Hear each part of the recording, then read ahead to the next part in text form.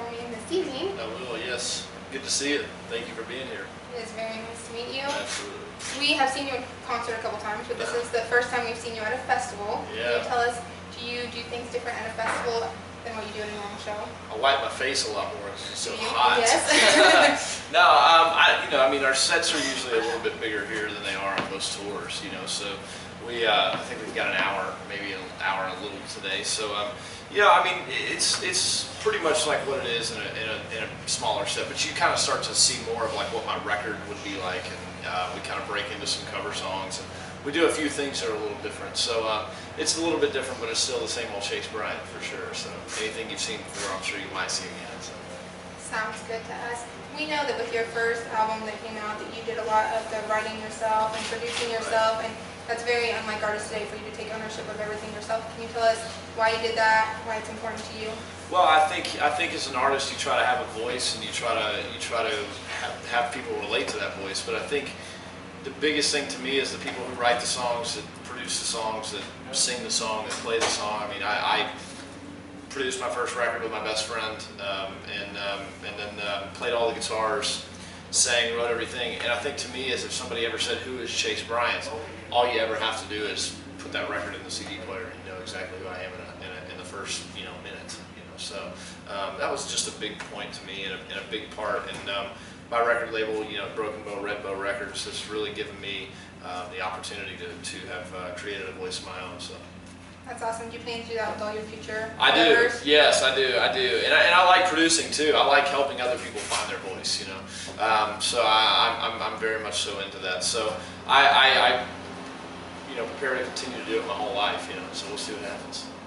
We know that you came from a small town, and I was reading a quote on you yesterday that cracked me up that said there's only 20 guitars in the town, and you own all of them at the time. Yeah. So do you consider yourself born and raised country boy, transferred over at some point? Tell us how you classify yourself. Well, I think I definitely grew up in a country, like rural or country town. I grew up in a small town, grew up on farms and ranches, and still go back and still try to get out with my dad and uncles and pick cotton and get on a combine or get on a tractor, go out and spray fields or go out and hunt and fish. I'm still the same guy I was when I was a kid. I just now live in a city, but I still get out and do a lot of the same things, So it's still, I don't think I've changed one bit from then.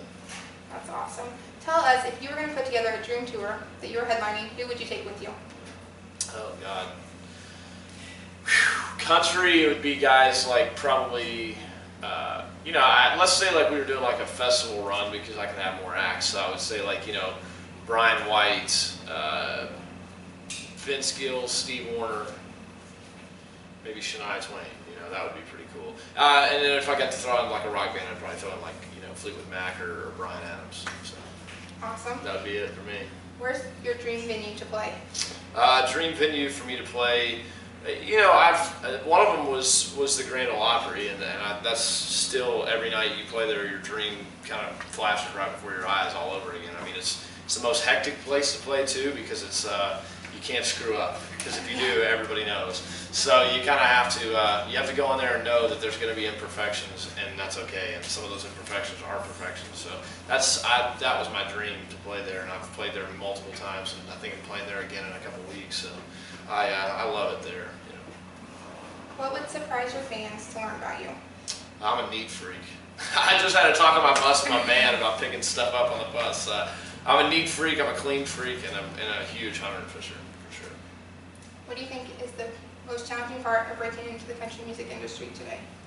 Oh God, the whole thing, breaking into the country music industry. I think it's, for me, it's just being yourself and not letting no be no part of your dictionary.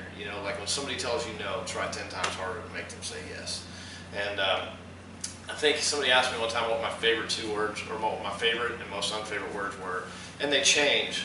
But I think yes is my most unfavorite because I stopped working so hard, and no makes me work harder. So it's kind of a, I think it's kind of the hardest part about the industry, but also the best part about it. If you could give advice to someone that's just starting out in the industry, what's the one thing you would tell them?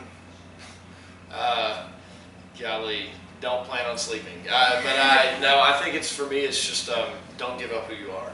Always be who you were plan to be. And if it works, it works, and if it doesn't, it doesn't. And there's a reason for that, you know.